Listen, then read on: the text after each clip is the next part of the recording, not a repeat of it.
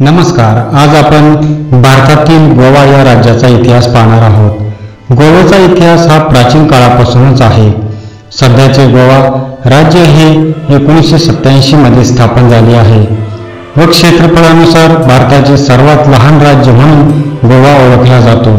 तसेच गोव्याचा समृद्ध इतिहास खूप मोठा आणि वैविध्यपूर्ण आहे. तसेच सांस्कृतिक सौंदर्याच्या बाबतीमध्ये सुद्धा इतर राज्याप्रमाणे अग्रेसर आहे. गोव्यामध्ये प्राचीन भारतातील मानवी वसाहतीच्या काही सुरुवातीच्या खुणा तसेच काही पुरावे सुद्धा आढळून येतात. तसेच मौर्य आणि सातवाहन साम्राज्यांनी युगामध्ये आधुनिक गोव्यावर राज्य केले असे सांगितले जाते. तसेच मध्ययुगीन काळामध्ये गोव्यावर कदम साम्राज्य, विजयनगर साम्राज्य, बहमनी सल्तनत आणि विजापूर सल्तनत यांची सुद्धा राज्य होती. इसवी सन 2रे शतक ते 1312 पर्यंत कदम घराण्याने आणि 1312 ते 1367 पर्यंत दख्खनचे राज्य केले आणि त्यानंतर हे शहर विजयनगरच्या राजाने जिंकले आणि नंतर बहमनी सल्तनतने जिंकले व त्याने 1440 मध्ये एका बेटावर जुने गोवा स्थापन केले आणि त्यानंतर 1510 मध्ये पोर्तुगीजांनी गोव्यावर आक्रमण करून विजापूर सल्तनतचा पराभव केला व पोर्तुगीज राजवट सुमारे 450 वर्ष टिकली आणि पुढे गोव्याची संस्कृती तसेच धार्मिक आणि वास्तुकलावर त्याचा मोठा प्रभाव पडला. 1961 मध्ये भारताने 36 तासांच्या लढाईनंतर गोव्यावर ताबा मिळवला आणि तो भारतात सामायिक करून घेतला. तसेच गोव्याचे क्षेत्र म्हणजे गोवा, दमण आणि दीवमध्ये समाविष्ट केले गेले. यामध्ये कोकण प्रदेशाच्या उत्तरेकडील दमण प्रदेशाचा समावेश होता. 1987 मध्ये कोकणी भाषिक आंदोलनानंतर गोव्याला राज्याचा दर्जा मिळाला. आता गोव्याचा प्राचीन इतिहास पाहूया. गोव्याच्या उत्पत्तीचा पुरावा 10,000 वर्ष ईसापूर्व आढळून येतो. तसेच पुढे गोव्यातील मानवी व्यवसायाचे पुरावे कमीत कमी पाषाण युगापर्यंतचे आहे, जे मांडवी जोहारी खोऱ्यातील ॲच्युलियन बायफेसच्या पुरातत्त्वीय निष्कर्षाद्वारे सूचित केले आहे. हिंदू ऋषी परशुरामाच्या गोव्याच्या निर्मितीच्या आख्यायिकेमुळे प्रसिद्ध आहे. आता मौर्य साम्राज्याचा इतिहास पाहूया. मौर्य साम्राज्यामध्ये चंद्रगुप्त मौर्याने आपल्या प्रांतात भारताच्या पश्चिम किनाऱ्याचा समावेश केला आणि मौर्य साम्राज्याची अधिकृत भाषा मध्यम प्राकृतीचा स्थानिक बोलीवर परिणाम झाल्यामुळे सुरुवातीच्या कोकणीची निर्मिती झाली, जसे की इतर आर्य स्थानिक भाषेच्या बाबतीत होते. याच काळात गोव्यात बौद्ध धर्माचा परिचय झाला. त्याचप्रमाणे पूर्ण नावाचा मूळ गोवा, ज्याला पालीमध्ये पुन्हा म्हणून ओळखले जाते. आता सातवाहन साम्राज्याचा इतिहास पाहूया. सातवाहन राजघराण्यांनी गोव्यावर राज्य केले. हा काळ इसवी सन पूर्व 2ऱ्या शतकापासून ते इसवी सन 100 पर्यंत चालला असावा असा अंदाज आहे.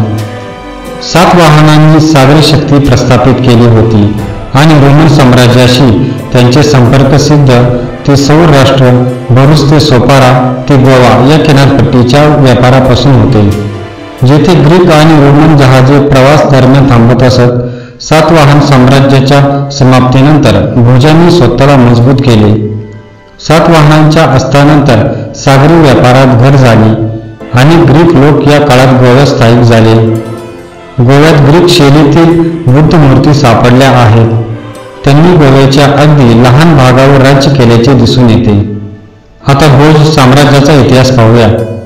प्रथम मौर्यांचे वसल म्हणून अस्तित्वात असलेले आणि नंतर स्वतंत्र राज्य म्हणून भोजांनी संपूर्ण गोव्यात 500 वर्षांहून अधिक काळ गोव्यावर राज्य केले. गोव्यातील भोजांची सर्वात जुनी नोंद 4थ्या शतकातील आहे. ती गोव्यातील शिरोडा शहरात सापडली. पौराणिकांच्या मते परंपरेनुसार भोज हे यादवांच्या कुळातील होते, जे महाभारतात युद्धानंतर द्वारका मार्गे गोव्यात स्थलांतरित झाले. गोवा आणि कोकणात सापडलेल्या भोजांच्या शिलालेखावरून असे दिसून येते की भोजांनी प्रशासनासाठी संस्कृत आणि प्राकृत भाषेचा वापर केला.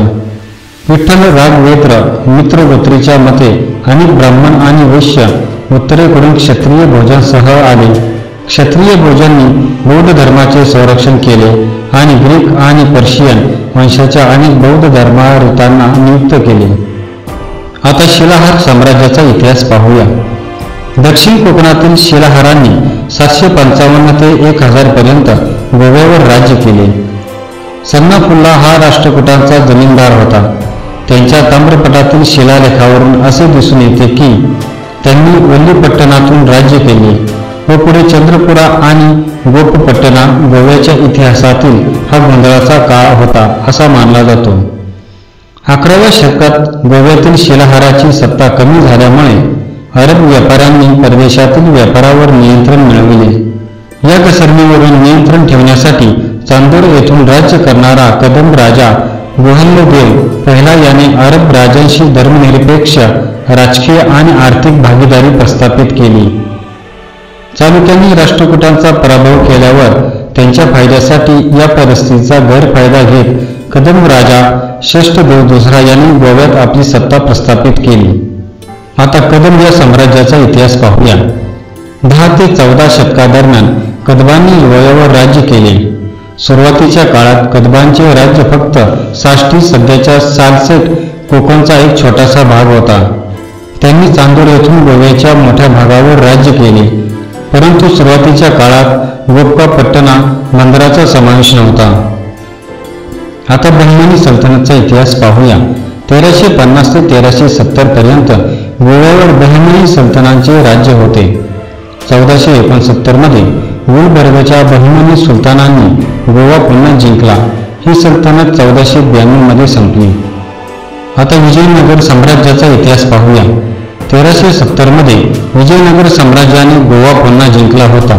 तसेच विजयनगर हे हिंदू राज्य होते. त्यांच्याकडे दक्षिण भारतातील बरेच भाग नियंत्रित होते. त्यांची राजधानी कर्नाटकातील आधुनिक हंपी येथे होती.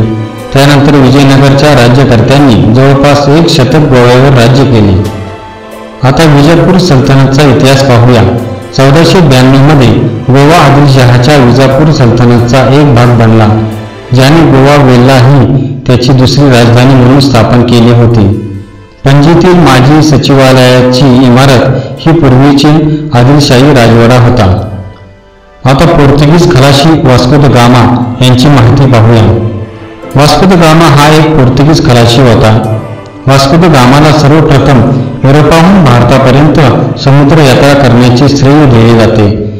त्याने इसवी सन 1498 मध्ये आफ्रिका खंडाला वळसा मारून भारतात येण्याचा सागरी मार्ग शोधला.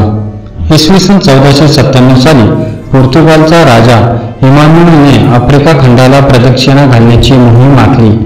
या मोहिमेची जबाबदारी त्यांनी पोर्तुगीज दर्यावर्दी वास्को द गामा यांच्यावर सोपवली. 4 जहाजे आणि 170 प्रशिक्षित खलाशी घेऊन वास्को द गामा मोहिमेवर निघाला. आफ्रिकेच्या पश्चिम किनाऱ्याने दक्षिणेच्या टोकापर्यंत तो गेला. या दक्षिणेकडील शेवटच्या टोकाला त्याने केप ऑफ स्टॉर्म्स असे नाव दिले. पुढे पोर्तुगालने ते बदलून केप ऑफ गुड होप असे केले.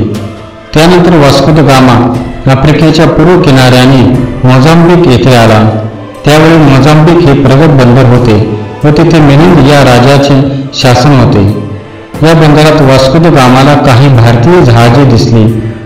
त्या जहाजावरील अब्दुल मजीद नावाच्या एका भारतीय खलाशाची मदत घेऊन अरबी समुद्रातून प्रवास करीत वास्को द गामा भारताच्या मलबार किनाऱ्यावर पोहोचला. त्यानंतर 3 दिवसांनी तो त्याची जहाजे घेऊन कलिकत बंदरात आला. या मोहिमेमुळे युरोपकडून भारताकडे म्हणजेच गोव्याच्या किनारपट्टीवर थेट येणाऱ्या नवीन सागरी मार्गाचा शोध लावला.